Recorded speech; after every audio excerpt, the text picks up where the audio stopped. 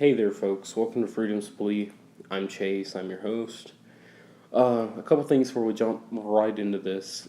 A few announcements.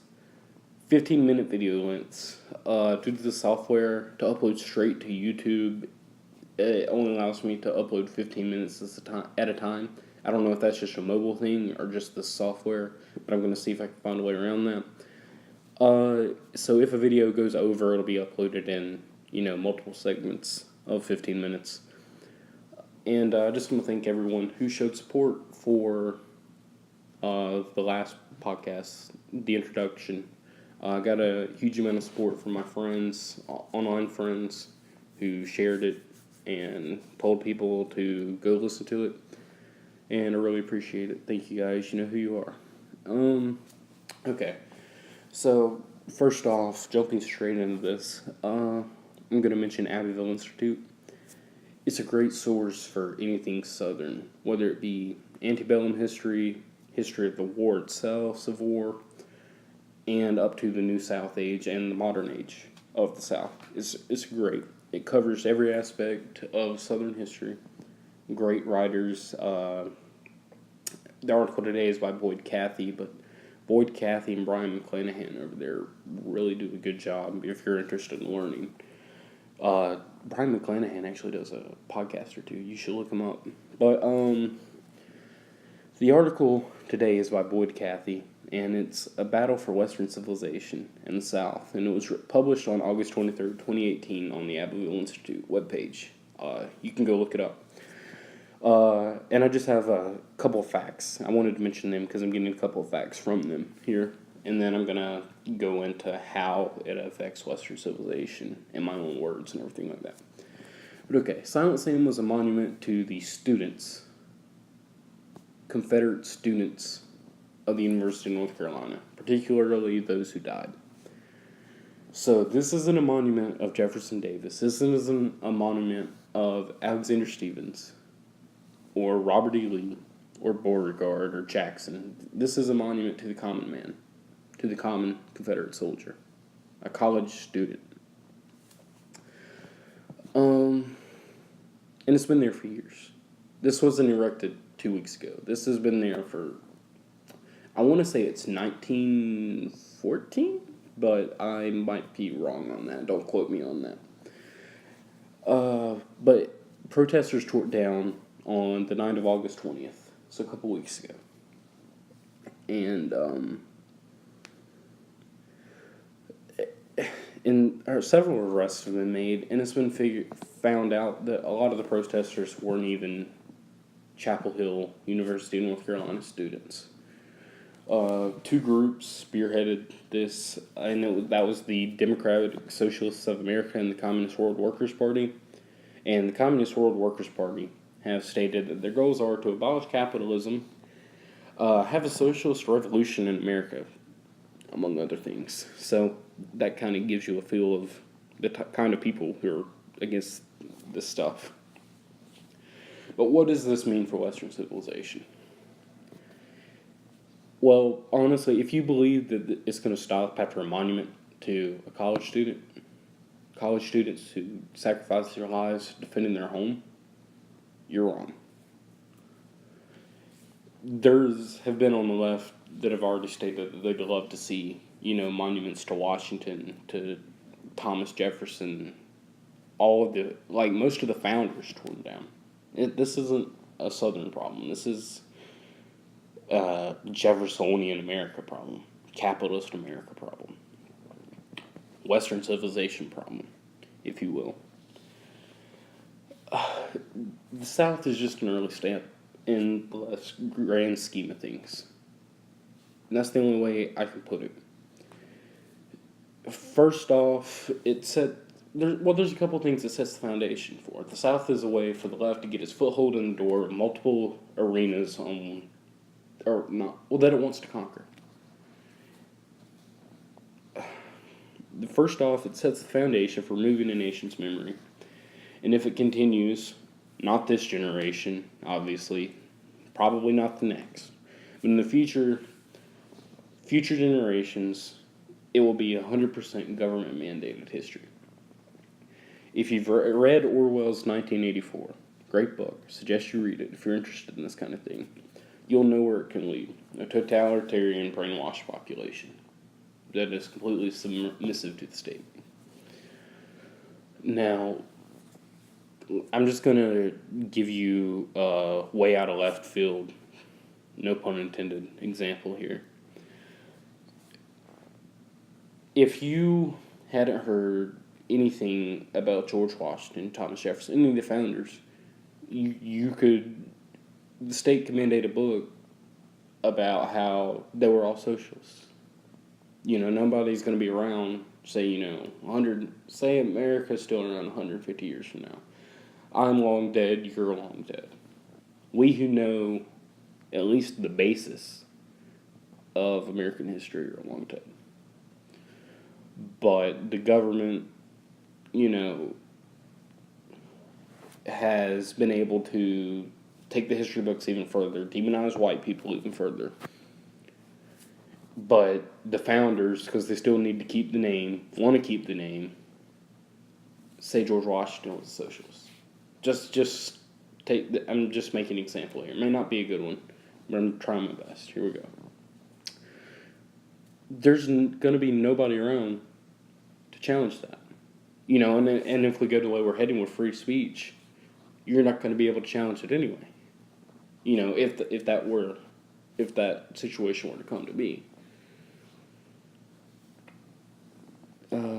Maybe that was a bad example, but we're going with it anyway. It's a dangerous thing. It's a slippery slope when you start erasing a nation's memory. It really is. Because if you look deep enough into anybody, some might have to look more deep into than others, but at the end of the day, we're all human. Nobody's perfect.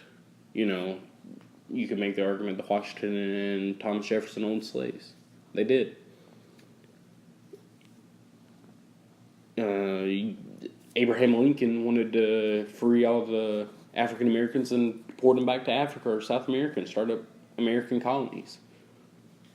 He wanted the Western Territories. The reason he was against slavery in the Western Territories wasn't because he was against slavery as a whole. He was against it to make them whites-only provinces. And that's fact. Point to a book on that one, The Real Lincoln, Thomas DiLorenzo. Great author. Rand Paul has endorsed him before. Not Rand, Ron Paul. But anyway, erasing a nation's history. It gives them a prime opportunity to cause division between the Western subcultures that I've been talking about. Particularly the northern and southern ones. And at a time when Western civilization is on the brink of collapsing, socially at least. We can't let a divide and conquer strategy be implemented. The South and the North has had their cultural differences for a long time, even back in those days, even back in the days of the Civil War. That was one of the biggest factors. The South being agrarian, the Northern being industrial, and the Northern industry was built off of Southern tax dollars. That's been a big cultural influence. You could probably even make the argument in the American Revolution. It was huge cultural difference. It's not as much today because of all, the Yankees down here. But there is, in the true Southern people, a different culture. But we shouldn't let that divide us and let us be up in arms like we were in the old days again. Not when we have a much bigger enemy waiting to swallow us anyway. A united enemy waiting to swallow us, mind you. And as Jefferson Davis said in 1861, all we ask is to be let alone. And if the left wasn't actively trying to destroy us, I would say leave them alone. Don't attack them. They won't attack us. But you see, what we have is dangerous here. Because where we on the right have became as puppies, scared of the big R word, that racist. Nobody wants to be called a racist. I'm not a racist. You're not a racist. Nobody wants to be called a racist. But we have let the word racist have so much power that it'll literally control people. It'll silence people. Don't listen to him. He's a racist. And then the quote-unquote racist backs down. He doesn't want to be called a racist. He knows he's not. He doesn't hate anybody. But, words have so much power. Not really. Words only have the power you give them. In my opinion, anyway. Just like flags or other symbols. It only has the power you let it have over you. That's why I don't really get offended by much, because I don't let myself get offended by much. But, okay, on to the next thing. The third thing, it gives the left the opportunity to bash proponents of small self-governance and capitalism. Small self-governance. Like I said, there are some who have openly admitted they'd love to see statues of Washington torn down, and that's the next step. There are some who admitted that, but the vast majority aren't bold enough to admit that yet. If they haven't realized that's the next step, they might not. For some, it might just be about the Confederacy, but for the vast majority, it's not.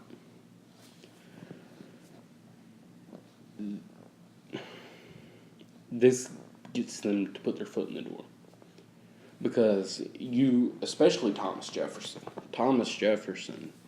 I've read in an article, I think it was posted by Mises Institute before, that the more you look into Thomas Jefferson might as well have been the founder of the Confederacy. One of its founding fathers. Because the South was mainly Jeffersonian, and the North had been swayed in the ways of, Henry Clay, Alexander Hamilton, Hamiltonian society versus Jeffersonian society. And it had been coming to a bullhead for decades, and it finally did in the American Civil War. And the South seceded to start its own Jeffersonian government, and the Union continued to become more and more Hamiltonian. The Hamiltonians beat the Jeffersonians and put Jeffersonianism on a permanent leash, so to speak. And that leash has been growing smaller and smaller and smaller ever since. Look at the rights of the state, or the power of the states today versus the power of the central government today. Versus then, versus now. Look at it in 1783 with the Constitution. Look at it in 1865 with the construction of the new Union. I'm going to say the new Union, because it's a new Union of states. A consolidated Union at the point of bayonets. And then look at it in 2018, and it's just gradually up. It's slanted up slowly between, the 1780s and the 1860s. But as soon as 1865 hit, with that consolidated union, it skyrocketed. It really did. But all of those things need to be avoided at all costs. Because when you get into erasing a nation's memory, when you get into abolishing capitalism, when you get into bashing small self-governance, you're essentially destroying what all America is from its core founding. A capitalist small governing society. And that's the memory that we need to keep in place. And we've kind of forgotten that, with federal spending out the butt, all this stuff. We've forgotten that over time. Well, we haven't forgotten it, but we've ignored it, and that's what we need to put an end to. We've ignored it so much that we've allowed those who would come in and harm, as the Founding Fathers all warned against, that, none of these leftist ideologies, they didn't say leftist, obviously, But none of these ideas harmful to freedom would ever come and win over America by a foreign power. We would never lose a war and lose our ideology. It would creep in through the cracks, as socialism does, like water into the rock and freeze and expand itself, making that crack bigger and bigger and bigger until you have no freedom left. The rock of freedom. Just going to quote that now. The rock of freedom. But where does it end? Where does it stop? It doesn't. It doesn't until you force it to. Until the right wakes up and says no more. And I don't mean this as a call to arms in the literal sense, but in the sense of a mind, yeah. We have speakers standing up for us, on the right. Like I've said before, Ron Paul. He does a podcast, Ron Paul Liberty Report. Great for modern news. Stefan Molyneux covers modern news, really good. All those. The folks over at CRTV with Gavin McInnes, Steven Crowder. For the most part, they take up for us too. And then you have people like if I can talk, Abbeville Institute, who focus mainly on Southern culture, but Western culture as a whole too, with people like Brian McClanahan, who does his own podcast, Brian McClanahan Show, which is really good, who focuses more on modern Southern, how to be a modern, unreconstructed Southerner. In my own words, not his. That's what I'm saying this podcast is about, and it's really good. And then the Abbeville Institute's podcast, which he also hosts, is more on antebellum and focuses more on the Civil War and versus Lincoln, that kind of stuff, if you're interested. All of these people have been brave enough to take a voice, to be a voice against the tidal wave that is radical leftism, this approach. But the vast majority of us, we're too scared of words to stand up. We're too scared of words like racist, homophobe. And you can have a person on the right who has supported gay marriage their entire career, never said anything against gay marriage, but they'll still be called a homophobe for some reason, because it's just nice to slander them. It's just a nice extra bit to throw at them. Or racist. Never said anything racist before. Not even in a joking manner, and they still get called a racist. It's crazy. Or people who have made jokes. Just a joke. And they're plummeted to the earth for being a quote-unquote racist over a joke. When you have people on Twitter openly calling for the genocide white people, kill all white people. People or politicians in South Africa singing of genocide against white people. But it's racist to even talk about them, even if you're just talking against the policies. It's racist because they're a different color. That in itself is racist. The notion that only white people can be racist is racist.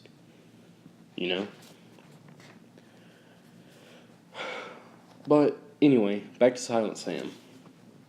It's we've had the Confederate flag at Charleston torn down. We've had other monuments be torn down. Statue of Robert E. Lee and Beauregard in New Orleans, I think it was. And Jefferson Davis. We've had all these statesmen come down and all these generals, the big names. But a statue to them, the average Confederate soldier, the privates, the, lower ranks, the common man, the ones that were even too poor to own slaves, they fought to defend their homeland from an invading federal army. And their descendants roll over and take it. We might sit at the dinner table and be, that's awful, nobody should do that. Nobody should take down those statues. But that's as far as fighting back as it goes. You don't have people speaking out. don't have people standing up. And that's what it takes. I read an article in the Charlotte Observer the other day. It was a little opinion piece. I don't think it was from an editor there. It was just a submission. And somebody said we should replace all the statues of, Robert E. Lee and Jackson and all those with statues of Grant and Sherman. Generals that had scorched earth policies, that raped women, black and white women. Folks, if you think that when Sherman's men came through and they saw slaves with anything of value, you don't think they gave the slaves the same treatment? Actually, probably worse treatment than the white Southerners, the black Southerners. And I'm saying black Southerners because there were, Ben Jones, who played Cooter on the Dukes of Hazzard, he has talked out before. And he says, black Southerners and white Southerners let our skin color get in between us a lot of times. But the more and more you realize, the more and more we have a lot of in common, shared history, especially when it comes to Southern food, Southern music. All of this was intertwined, black Southerners and white Southerners, And I think that's a topic worth getting into more another day, because I'm almost out of time right now. But yeah, that's food for thought, Black Southerners, white Southerners, even Asian Southerners and Native American Southerners, people from the Southland of America, all have a common culture. We have different subcultures of a subculture of Western culture, but we do have a common culture, Southern culture. Whether it be chitlins or pork and beans in the food, or old Southern blues, old country, old blues, old rock and roll, which all started from the same string band type music. Black and white. Black and white. But that being said, we need to wake up, people. I know I've said that a bunch, but we need to do it. We need to. And I think that's where I'm going to end it for today. But thank you all for listening. God bless you. And I'll see you again soon.